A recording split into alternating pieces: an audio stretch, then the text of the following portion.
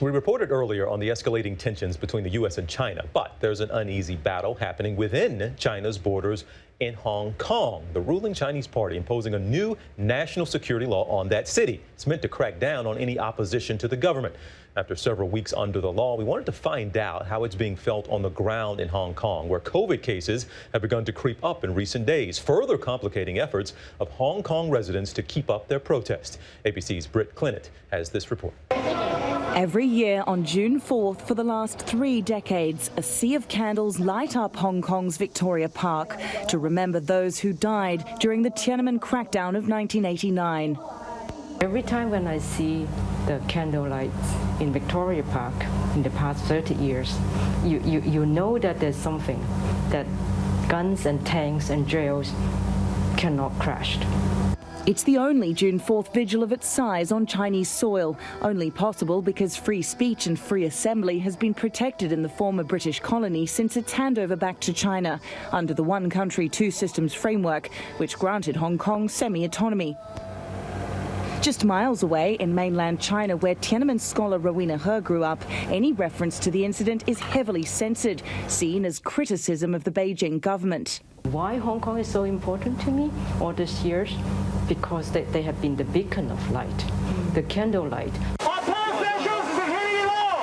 But the winds in Hong Kong are shifting. After a year of protests and unrest, Beijing fast-tracked a severe new national security law for the city.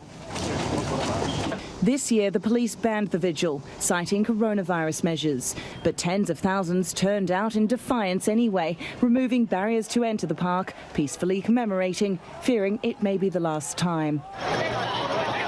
When the national security law was finally enacted in Hong Kong at the beginning of July, tempers predictably flared.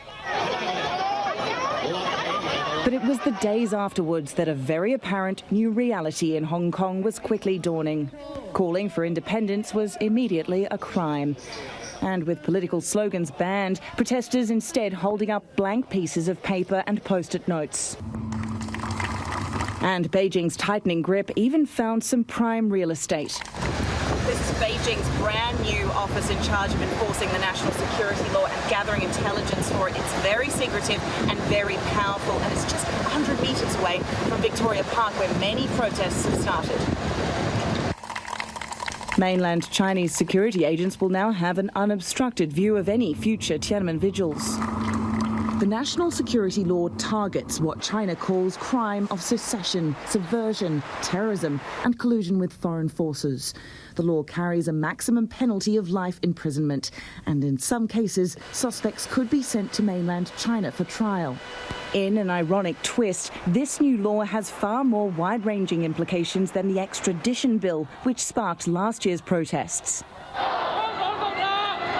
One of the most well-known faces of Hong Kong's democracy movement, Nathan Law, fled Hong Kong a day after the new law came into force. Well, it was definitely a very tough choice. Riding on the plane, I don't know whether that would be the last time I saw the skyline of Hong Kong, at least for a foreseeable future. He's now in self-imposed exile in London so he can freely lobby foreign governments, as he did this week, meeting with US Secretary of State Mike Pompeo. This would be considered a crime under the new law. What is it about the national security law that worries you so much? Well, the law is written in such a vague term that the Communist Party could interpret arbitrarily. Nathan Law's fellow activists like Joshua Wong say signs of this chilling effect is already evident in Hong Kong's libraries. Let's have a look now on the library catalogue for Joshua Wong. And here you can see it says no lending copy is available on shelf now. If you click on it, you can see his book coming up here, a list of different libraries in Hong Kong, and all of them say under review.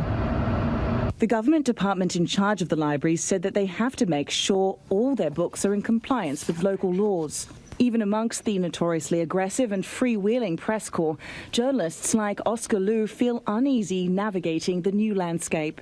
Yeah, I worry about the journalism in the future would be like in the mainland Chinese being censored by the state.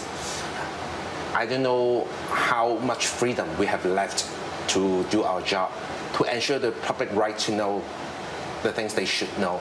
And how do you feel about Carrie Lam's response, the chief executive of Hong Kong, her response to questions about the media, saying, well, I can guarantee they'll be protected if you can guarantee you're not going to break the national security law? I would totally tell you how I feel about her before the law imposed, but now I don't know whether I'm in the position to criticize an official in Hong Kong. The new law also appears to be rattling the business sector in Asia's international finance hub.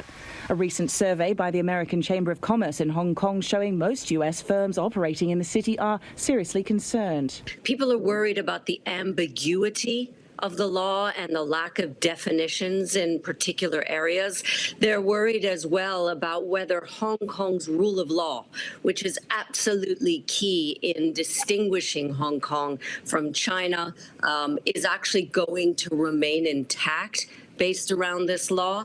And there's also a worry about this reference to collusion, and meaning that could Americans, if they say something wrong, if they have a certain conversation, be seen as colluding against the national security of China. International condemnation of the law from Western countries has been swift and unanimous, with the United States also moving to scrap Hong Kong's special economic status. For its oppressive actions against the people of Hong Kong.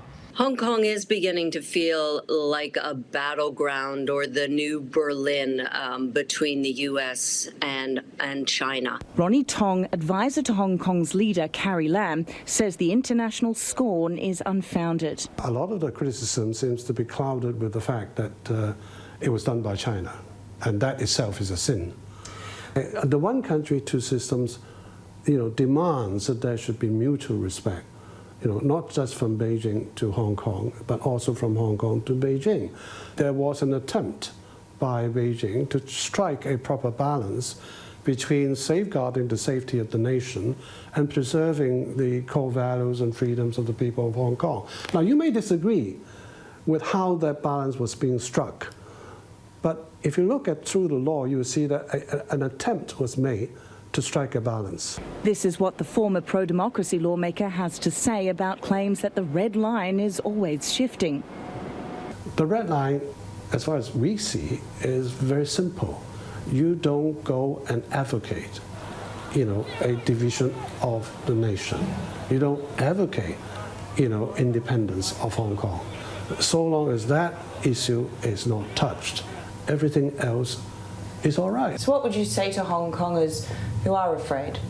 Well, have faith in our judicial system. Have faith in Hong Kong people ruling Hong Kong. The system will be put to the test in September during elections for the Legislative Council. In the wake of the law, Democrats held an unofficial poll to narrow down their field of candidates. Despite warnings from officials that the poll may violate the new law, more than 600,000 people turned out.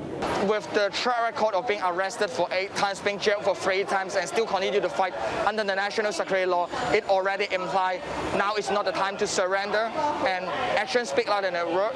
It proves how we will continue our campaign. Article 38 of the national security law says that anyone can become a target, no matter where they are in the world. Are you still in danger, or do you feel like you're still in danger? Yes, of course. I wouldn't say that I'm not in danger, but definitely compared to those in Hong Kong, I have more room to do my advocacy work. 18-year-old Isaac is volunteering for Joshua Wong's campaign during his summer holiday. Obviously, I'm scared. Obviously, I'm worried about getting in trouble. But at the end of the day, if they can arrest us for holding up a blank piece of paper, they can arrest us for anything at all. Ultimately, interpretation is up to the Communist Party. Are you optimistic about Hong Kong's future? No, not really. As Hong Kong settles into this new reality, there are now big question marks hanging over whether the June the 4th Tiananmen Vigil will ever be tolerated here again. Clearly a lot of concern around whether June the 4th and events to commemorate it will be allowed. We'll find out next year. But as I say, there is nothing in any of the provisions in the national security law which changes the situation. But I guess this is what I'm getting at, Ronnie. This is changing people's behaviours. I think people need to understand. I think you need to understand that every law, whenever it's being introduced, will in some way change the behavior of the community. This is not the original one, but here is just... But it's this behavior change almost overnight that Rowena He sees as a red flag, hoping it won't bring an end to Hong Kong's long tradition of remembering what happened in Tiananmen all those years ago. I think the biggest fear actually came from the fact that you do not know what's going to happen. And the only reason that we're still doing, so many of us are still doing what we are doing, despite the fact that we know it's difficult, is because we want the next generation to be free from all of this fear. For ABC News, Brittyn Clennett, Hong Kong. All right, now thanks to Britt. Hi, everyone. George Stephanopoulos here. Thanks for checking out the ABC News YouTube channel. If you'd like to get more videos, show highlights, and watch live event coverage, click on the right over here to subscribe to our channel. And don't forget to download the ABC News app for breaking news alerts. Thanks for watching.